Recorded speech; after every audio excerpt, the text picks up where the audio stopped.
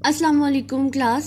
आज हमारा टॉपिक है सर्चिंग के हवाले से सर्चिंग एरेज। अब हमारे पास जो सर्चिंग एरेज की बात करूं तो तकरीबन दो तरह की एरेज होती हैं।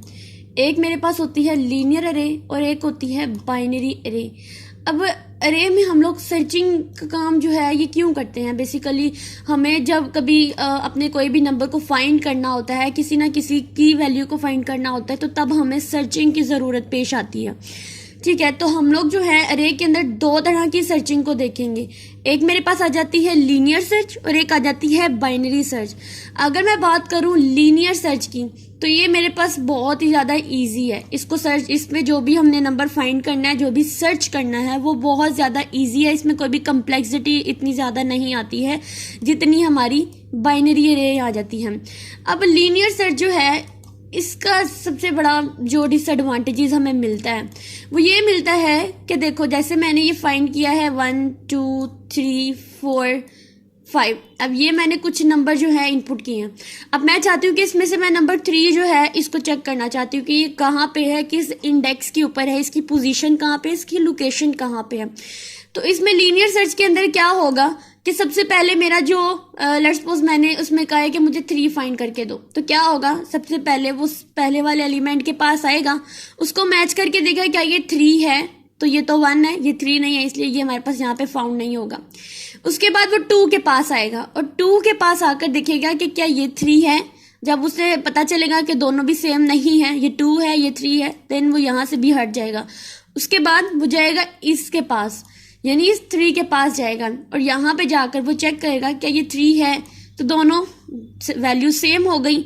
यानी कि हमारी जो ये की वैल्यू थी और ये जो हमारी जो भी हमारी गिवन वैल्यू थी, ये दोनों क्या हो गई, ये हमारे पास होगी सेम। तो मतलब ये हमारे पास यहाँ पे हो जाए फाउंड, यानी इंडेक्स जो है फाउंड है, किस इंडेक्स के ऊपर है हमारे पास आ जाएगा। हमारे पास आउटपुट में ये आएगा कि ये नंबर फाउंड हो चुका है और किस इंडेक्स के ऊपर है वो भी हमें पता चल जाएगा।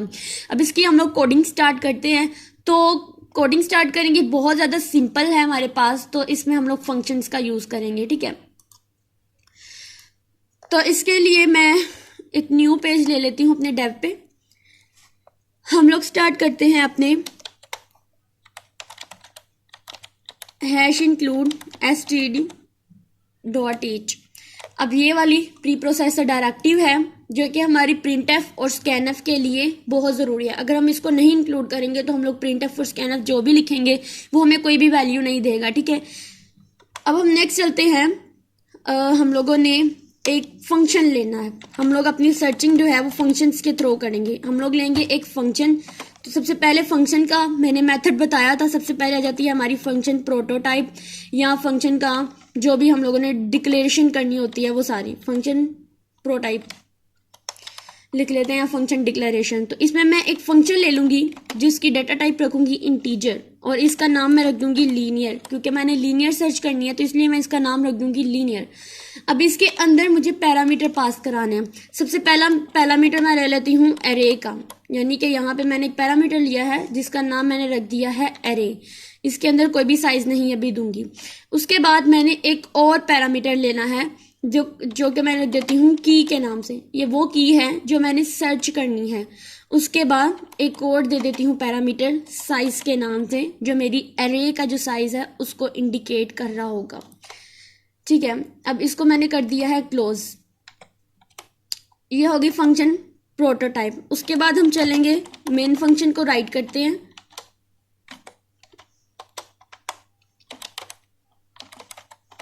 हम लोग ये जो रिटर्न 0 लिखते हैं ये इसलिए लिखते हैं जो ये शो कराता है कि हमारा प्रोग्राम सक्सेसफुली रन हो रहा है। उसके बाद हम मेन फंक्शन में जाने से पहले मेन फंक्शन इसलिए लिखा है ताकि जब मैं उसको डीबग करूं तो ये इजीली हो सके। उसके बाद हम जाएंगे फंक्शन प्रोटोटाइप के बाद सेकंड स्टेप हमारा क्या होता था फंक्शन का, कि हम लोग इसकी फंक्शन को डिफाइन करते थे। जो फंक्शन हमने प्रोटोटाइपिंग में लिखा होता था इसी फंक्शन को हम लोगों ने करना होता है यहाँ पे डिफाइन, यानी फंक्शन डेफिनेशन। अब उसके लिए क्या लिखते हैं कि ये जो हमारा फंक्शन प्रोटोटाइप को, जिस फंक्शन को हमने डिक्लेयर किया होता है, बेसिकली इसी चीज़ को हम लोग जो यहाँ लिखते हैं, लेकिन फ़र्क इतना है कि हम लोग इसकी बना देते हैं बॉडी।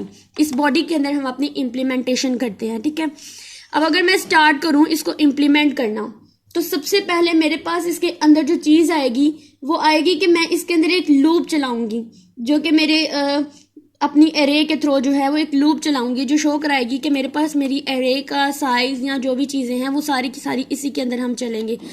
मैं लूप चलाऊंगी, इंटीजर लूंगी, इंट ले लूंगी आई लेस देन साइज, उसके बाद लिख दूंगी प्लस प्लस आई। ठीक है,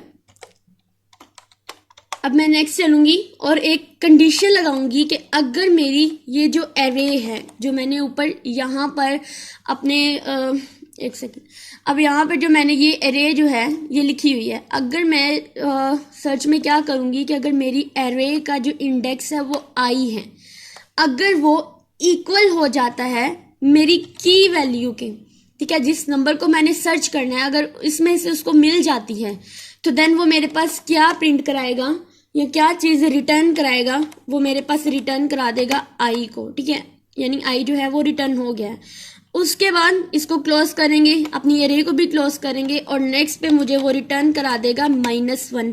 अब मैं इसमें बताती हूँ कि -1 का मतलब क्या होता है। -1 का ये आई का मतलब है कि वैल्यू जो है वो फाउंड हो चुकी है, यानी मेरी एरे जो है वो इस चीज़ के इक्वल आ चुकी है। तो यहाँ पे रिटर्न -1 का मतलब ये है कि मेरी जो वैल्यू है वो मुझे फाइंड नहीं हुई। अब यहाँ पर मैंने लिखा हुआ है साइज, तो इसको हम लोग जो है वो अपनी प्री प्रोसेसर डायरेक्टिव के बाद जो है इसको भी हम लोग लिख लेते हैं। ये साइज जो है ये मेरी एरे का साइज है और मैं इसमें दे देती हूँ, इसका साइज 10 दे देती हूँ। आप कोई भी साइज ले सकते हैं, मैंने साइज जो है वो 10 दे दिया है। अब हम चलेंगे अपने मेन फंक्शन की तरफ, लेकिन उससे पहले हम लोग इसको डीबग करके देख लेते हैं कि इसके अंदर, इस पूरी स्टेटमेंट के अंदर, कोई पूरे कोडिंग के अंदर कहीं कोई एरर तो नहीं। इसके लिए मैं F11 प्रेस करूंगी अपने कीबोर्ड से और इसको पहले हम कर लेते हैं सेव। तो इसमें इसका नाम रख देती हूँ लीनियर सर्च।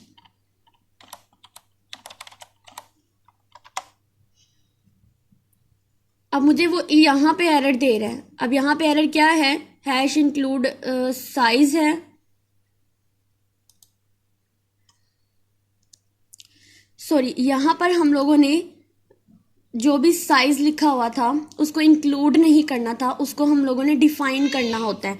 तो मेरे पास क्या आ जाएगा यहाँ पे, इसको कर दूंगी मैं डिफाइन। ठीक है, अब इसको हम F11 प्रेस करके डीबग करेंगे तो हमारा यहाँ पे कोई भी एरर नहीं आएगा। अब इस चीज़ का मतलब ये होता है कि इसके अंदर एरर नहीं आ रहा, ये सक्सेसफुली रन हो रहा है।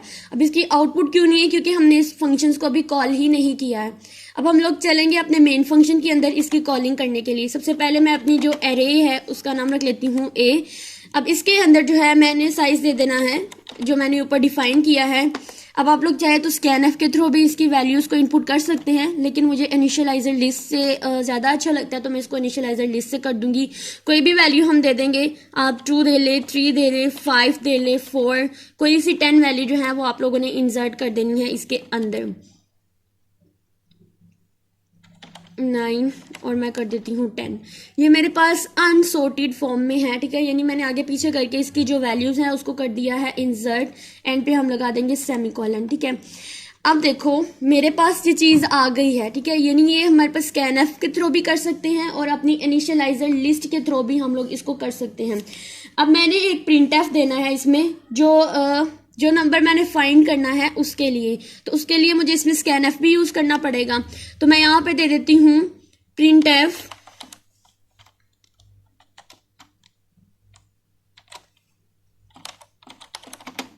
एंटर द, आप कह सकते हैं सर्च की।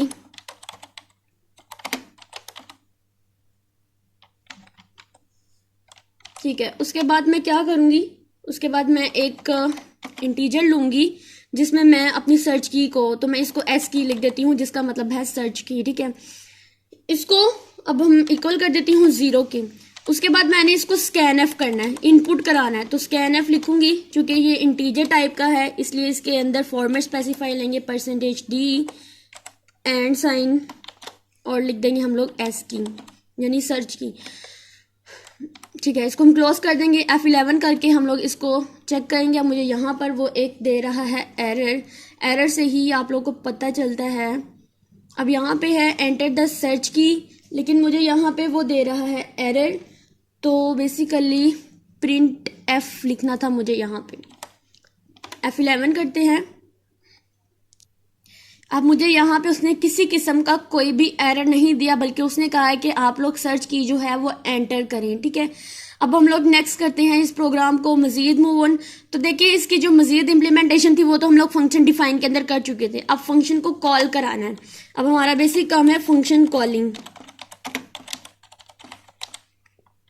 फंक्शन को कॉल कराने के लिए हम लोग एक वेरिएबल लेंगे जिसको मैं कह देती हूँ रिजल्ट, ठीक है। आप कोई भी नाम रख सकते हैं, लेकिन मुझे रिजल्ट रखना ज़्यादा अच्छा लगता है। अब इसके अंदर फंक्शन को कॉल कैसे करेंगे, हम लोग फंक्शन का नाम लिखते हैं जो कि है मेरे पास लीनियर। अब यहाँ पे है एरे। अब इस एरे को फंक्शन के अंदर कॉल कराने के लिए हमने यहाँ पे जो एरे डिफाइन की होती है, डिक्लेयर की होती है, उसको हम लिख देते हैं। तो मैं सिंपल लिख दूंगी ए, यानी कि ये मेरी एरे को शो कराएगा। उसके बाद आप लोगों को की जो है यहाँ पर जो वैल्यू हमने की वैल्यू फाइंड करनी थी, वो उसका नाम मैंने यहाँ पे रखा हुआ है एस की, यानी सर्च की। तो मैं यहाँ पे वो लिख दूंगी और फिर साथ में इंट साइज है, तो साइज के लिए जो मैंने ऊपर साइज डिफाइन किया हुआ है उसको लिख दूंगी साइज। ये हो गई मेरे फंक्शन की कॉलिंग। उसके बाद हम लोग नेक्स्ट चलेंगे। अब नेक्स्ट हम लोग फंक्शन डेफिनेशन को ही देखेंगे कि हमने यहाँ पे क्या किया। हमने यहाँ पे इफ कंडीशंस लगाई हुई हैं। अब इसकी कॉलिंग के बाद हम लोग चलेंगे अपनी इफ कंडीशन के ऊपर।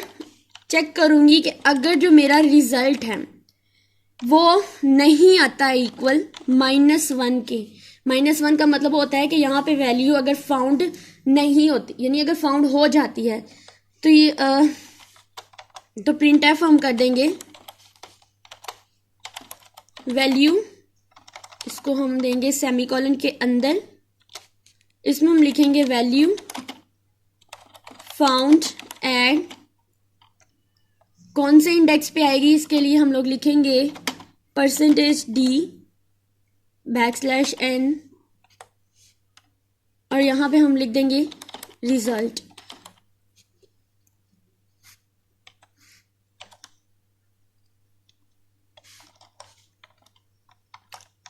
नेक्स्ट हम जाएंगे एल्स पार्ट पे और वहां पे हम लोग लिख देंगे print F value not found, यानी वैल्यू फाउंड ही नहीं हुई। इसको हम क्लोज करते हैं। अब हम इसको रन करके देखते हैं। तो यहाँ पे सबसे पहले मुझे कह रहा है एंटर द सर्च की। तो जो नंबर मैंने फाइंड करना है, लेट्स सपोज मैंने 4 फाइंड करना है, तो वो मुझे उसका इंडेक्स दे देगा कि वैल्यू फाउंड एट 3, यानी कौन से इंडेक्स पे फाउंड की गई है 3 के ऊपर। अब 3 के ऊपर कैसे है इसका बैकअप थोड़ा बैकएंड पे चेक कर लेते हैं। अब ये है मेरे पास 4, तो इसका इंडेक्स क्या है 3। अब इसका इंडेक्स जो है वो मेरे पास 3 कैसे है, ये मेरे पास इंडेक्स कौन सा है, ये वाला है 0, ठीक है। उसके बाद ये क्या है, ये 1, ये 2 और ये वाला इंडेक्स है 3। तो 4 वैल्यू किस इंडेक्स पे फाउंड हुई है 3 के ऊपर। अब मेरे पास वो क्या कह रहा है कि हमने इनपुट कराना था 4 को, यानी सर्च की 4 को हमने फाउंड करना था और उसके बाद हमें ये पता करना था कि इसकी लोकेशन कहाँ पे है। तो इसकी लोकेशन है हमारे पास इंडेक्स 3 के ऊपर। तो ये हमारा लीनियर सर्च वाला था। आप कोई भी साइज का लेकर लीनियर सर्च के वाले से कोई भी प्रोग्राम आएगा तो उसको सेम इसी मेथड से करें, फंक्शन का यूज करते हुए। सबसे पहले फंक्शन का हमने लिखना है प्रोटोटाइप, और फंक्शन प्रोटोटाइप के अंदर हम लोगों ने लेनी है एक एरे। उसके बाद हम लोगों ने लेना है एक की वैल्यू जिसको हम लोगों ने फाइंड करना है। उसके बाद साइज, अब ये साइज जो है इसको हम लोगों ने डिफाइन कर देना है उसका साइज के साथ।